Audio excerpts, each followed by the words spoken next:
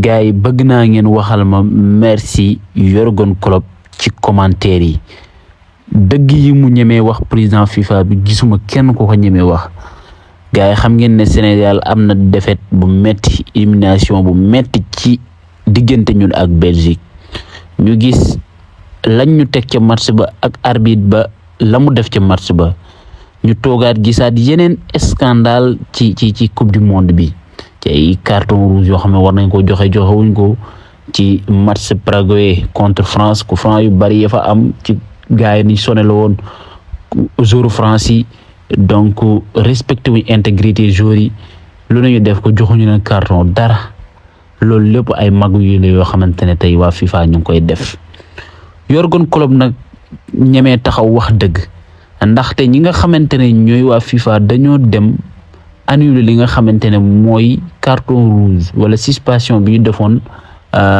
Balogun ci match bi passé donc ñu ne Balogun dina mën a football match États-Unis bi jëm contre la Belgique te loolu ku ne xam na du dëgg du yoon te mësul am ci football Jürgen Klopp wax ne ñaar ñii muy Gianni Infantino président FIFA ak Donald Trump di président wu Amérique ne xamuñu dara ci football te waruñu dugg ci mbir yoo xamante ne seen yoon nekku ca mu ne li nga xamante ne Balogun def na ko nee na c'était un carton rouge il n'y a pas à discuter donc mu ne nous sommes désolés pour Balogun car il n'a pas fait exprès mais c'est ce qui dit le règlement mu ne si la Maison Blanche est vraiment intervenue alors c'est insensé le football est à nous pas à eux donc li mooy dëgg wax dëgg si yàlla ñuy sonn nañu. C'est quoi ce scandale? C'est quoi cet immense scandale? La FIFA vient de communiquer et de dire que Balogun, qui a pris rouge sur cette action, sur cette faute, finalement ne sera pas suspendu lors du match contre la Belgique. Mais c'est quoi ça? On marche sur la tête? Déjà la FIFA qui est empêtrée dans des scandales de partout, maintenant ils nous font ça. Et les amis, vous savez que je parle pas d'autre chose quand ça concerne pas le foot. Là je suis obligé d'en parler parce que c'est une décision qui va impacter le terrain. Puisque les USA qui devaient être sans Balogun au 8e de finale vont finalement pouvoir compter sur lui alors qu'il a pris un carton rouge au match d'avant. Mais c'est la première fois de ma vie où j'assiste à ça. Déjà quand il y a un carton rouge, même s'ils se sont trompés, depuis quand on retire le fait qu'un joueur ne puisse pas participer au match d'après? Et en plus de ça, la faute. Non mais la faute. C'est limite s'il doit prendre un match en plus. Et là, la FIFA a dit, Balogun pourra jouer contre la Belgique, mais il faudra qu'il fasse attention à pas refaire une faute de la même sorte. Mais on marche sur la tête ou quoi? On marche sur la tête. Déjà qu'il y a eu des fautes similaires qui n'ont pas été sifflées, dont celle de Messi, pour ceux qui disent que je ne suis pas objectif. Il y en a eu 5 ou 6 d'ailleurs dans la compétition des fautes. Mais bon, là c'est vraiment bien plus grave que celle de Messi ou des autres. Hein. Donc c'est d'autant plus scandaleux qu'on autorise le joueur à jouer après. Enfin là, on marche sur la tête. Très clairement, on marche sur la tête.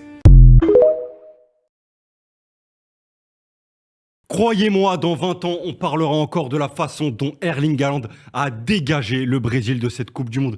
Il est venu salir les défenseurs brésiliens pendant pratiquement tout le match et à la fin, il est venu dunker Gabriel pour mettre son premier but et le second but. Mais l'aura du but, ce que ça dégage quand on parle de ce terme à chaque fois, j'ai du mal parce qu'on en fait trop, mais là on n'en fait pas trop. La façon dont il prend le ballon, il vient mettre une frappe de cyborg millimétrée dans les cages d'Alisson et la célébration, tout ce qui s'ensuit, c'est ça la vraie définition d'aura.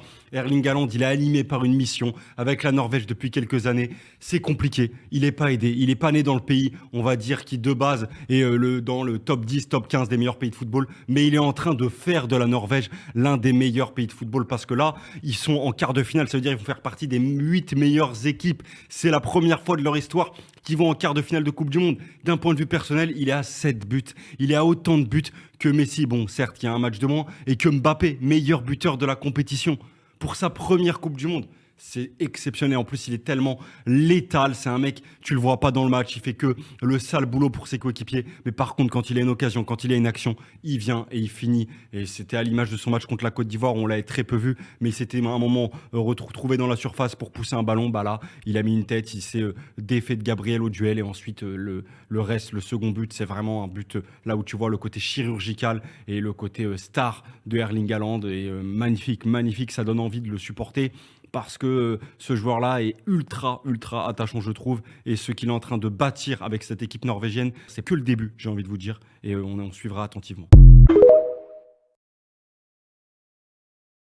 Pour le bien du football sénégalais, il faut surtout pas faire ça, les gars.